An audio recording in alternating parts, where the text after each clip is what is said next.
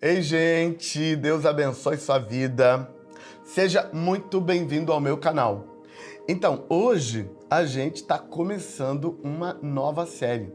Nós vamos trabalhar os símbolos ocultos nos 10 mandamentos. Os 10 mandamentos é aquele texto de Êxodo, Êxodo capítulo 20, começa no versículo 1 e vai até o versículo 17. Nesse texto estão os 10 mandamentos. E nessa série a gente vai trabalhar alguns símbolos ocultos dentro dos 10 mandamentos. Basicamente nos números que aparecem nos 10 mandamentos.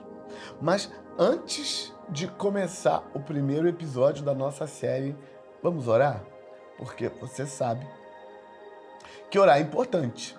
Se a gente não ora, não dá legalidade para intervenção divina. É por isso que a gente ora. Ora comigo então e depois vamos para o primeiro episódio dessa série. Senhor, Deus de Abraão, eu clamo ao Senhor por intervenção sobrenatural. Eu clamo ao Senhor para que o Senhor nos proteja desse lado da tela, do outro lado da tela, onde teu filho, tua filha está ali com o coração aberto para receber algo do Senhor. Eu clamo ao Senhor para que nesses dois ambientes, do lado de lá da tela e desse lado da tela, a tua unção flua, trazendo revelação. E que a palavra revelada traga aquela verdade que liberta. Que haja libertação total, completa, e que a graça de Deus visite teu filho do outro lado da tela, trazendo vida, força, graça do Senhor, em nome de Jesus. Amém. O nosso tema, símbolos ocultos nos 10 mandamentos, que vai nos render aí alguns episódios, porque nós não queremos fazer isso num tempo muito grande. Queremos fazer episódios mais curtos e por isso vamos fazer uma quantidade maior de episódios para a gente trabalhar esse tema. E a primeira coisa que queria trabalhar nesse tema com você é desarmar você contra as simbologias bíblicas. Tem um texto de 1 Coríntios, capítulo 1, versículo 22, que diz assim, ó: porque os judeus pedem sinais e os gregos buscam sabedoria. O apóstolo Paulo, que conhecia bem tanto a cultura grega quanto a cultura judaica, duas culturas extremamente ricas, em símbolos, em filosofias, em verdades. Paulo conhecia bem as duas culturas e ele estabelece a diferença entre as duas. E a diferença entre as duas é que quando os gregos olham para os símbolos, eles querem tirar dos símbolos uma lição de vida. Na verdade, quanto mais lição de vida um grego consegue tirar de um mesmo símbolo, mais ele entende que está praticando a sabedoria ou a filosofia. Mas para os judeus, símbolos têm outra conotação. O texto diz que os judeus buscam sinais sobrenaturais, buscam manifestação do sobrenatural. Então, para o judeu, um símbolo, ele, na verdade, é uma chave que abre um portal e acessa uma energia sobrenatural. Então, o grego, ele se deleita no símbolo, pensando que o símbolo vai tornar ele alguém mais sábio, às vezes até com um pouco de soberba, sabe? Um pouco de orgulho. Quanto mais um grego consegue aprofundar a compreensão de um símbolo para tirar dali sabedoria para a vida, lições de vida, como viver melhor, mais um grego se acha, se sente superior aos outros, mais filósofo. E esse é o padrão dos filósofos clássicos famosos, tipo Sócrates, Platão, e gente desse naipe assim, está na lista dos grandes pensadores gregos que pensavam dessa forma. Para o judeu, a ideia é completamente outra. As simbologias que aparecem para os judeus são sempre com um objetivo. Vamos acessar um sobrenatural? Vamos pegar algo que está ali na sobrenaturalidade? E aí eu preciso começar essa série onde nós vamos procurar os mistérios, sabe, os segredos ocultos nos 10 mandamentos, vacinando você, porque a nossa cultura ocidental, ela é basicamente grega. A gente diz que a nossa cultura é greco-romana, mas na verdade, gente, na prática mesmo, na hora do vamos ver, não tinha cultura greco-romana. A cultura era grega. Os romanos eram um povo extremamente pragmáticos. E os romanos praticavam aquela filosofia de que quando você quer algo novo, você pega o velho e pinta. Os romanos acreditavam muito nisso. Então, a cultura romana é basicamente a cultura grega com outro nome. Eles eram tão tranquilos com isso, tão leves com relação a pegar a cultura dos outros na boa, que muitas das estátuas de deuses gregos eram exatamente, aliás, de deuses romanos, muitas estátuas de deuses romanos eram exatamente a mesma estátua do deus grego, só que com outro nome. Então, os romanos não tinham problema com copiar e colar, dificuldade nenhuma. Então, a cultura greco-romana, na verdade, é a cultura grega. Os gregos criaram uma cultura bonita, robusta, bem diversificada, inclusive uma cultura que tem coerência histórica.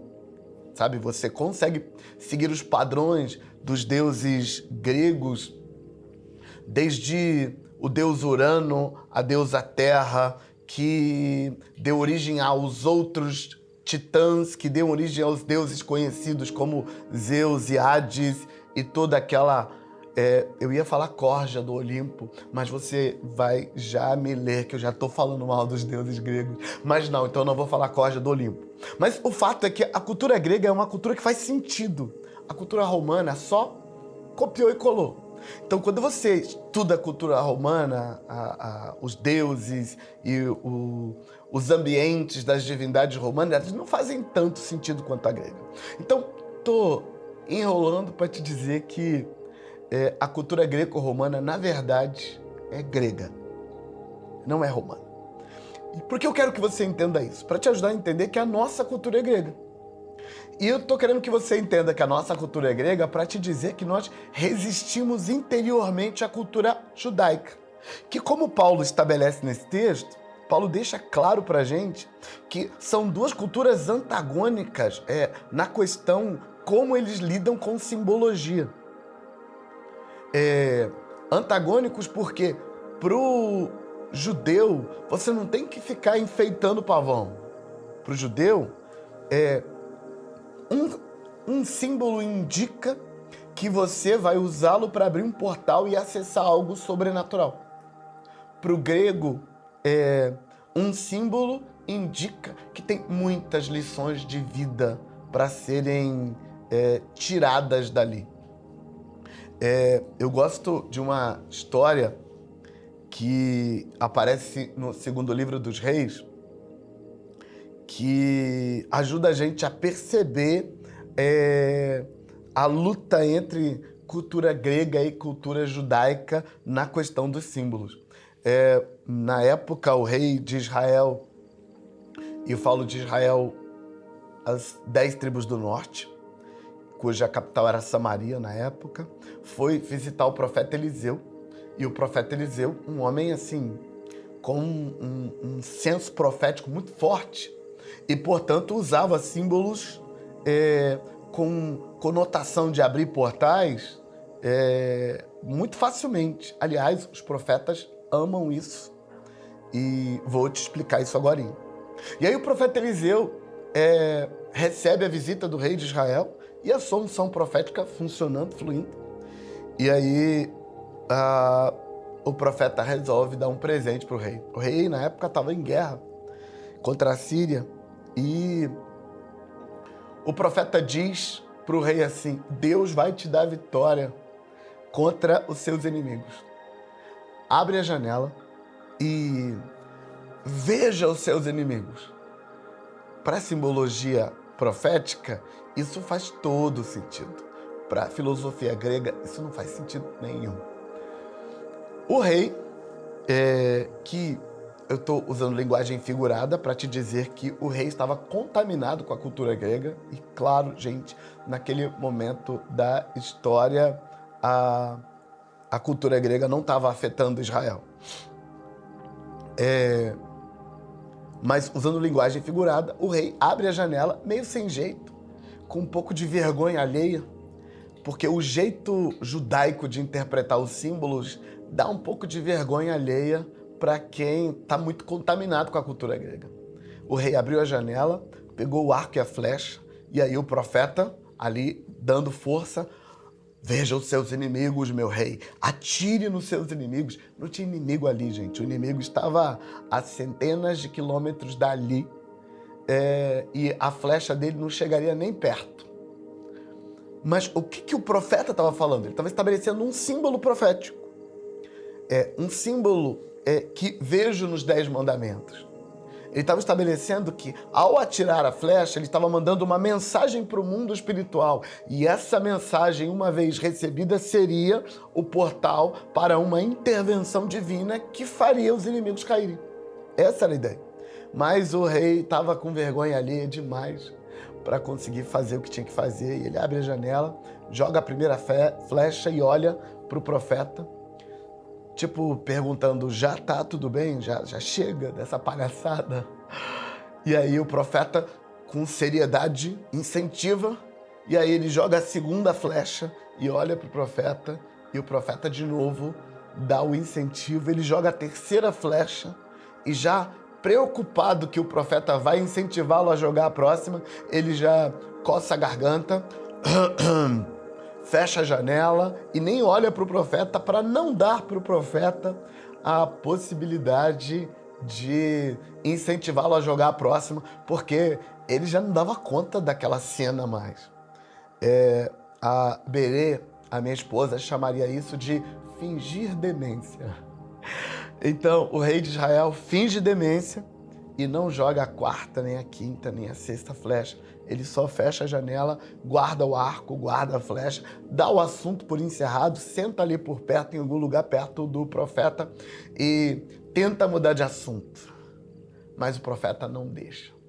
O profeta diz: você não entendeu, não é? Nós estamos vencendo seus inimigos, rapaz.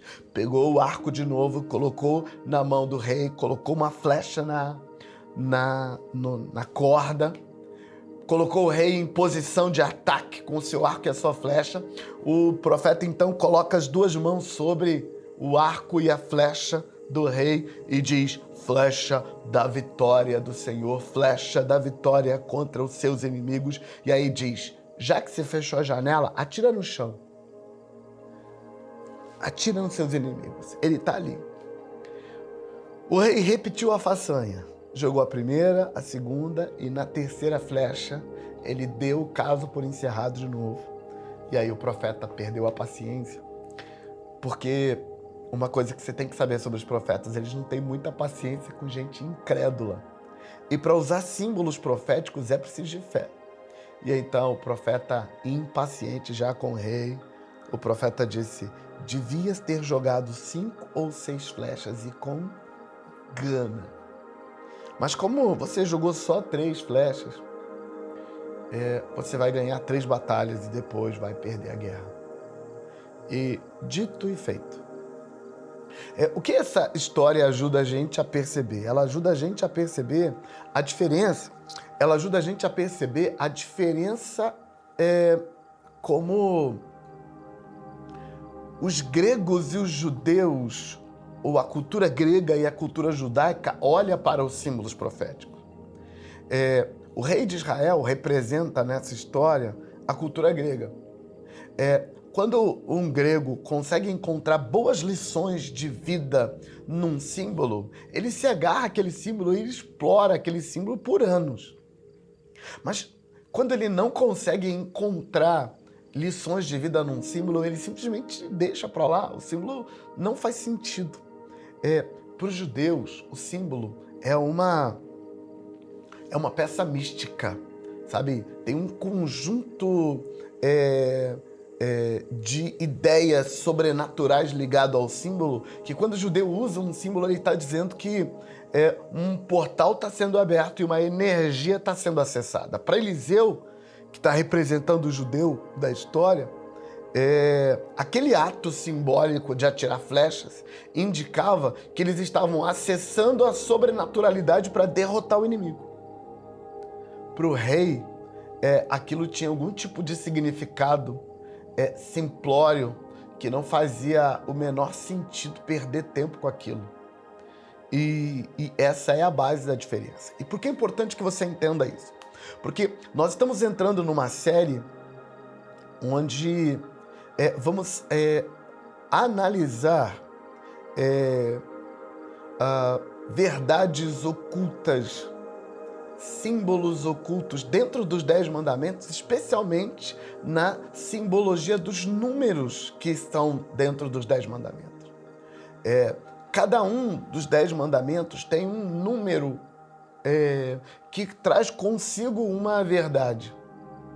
E eu quero analisar ele com você para você entender. Mas você precisa se desvencilhar um pouquinho do jeito grego de olhar para os símbolos. E você precisa olhar para esses símbolos com uma mentalidade de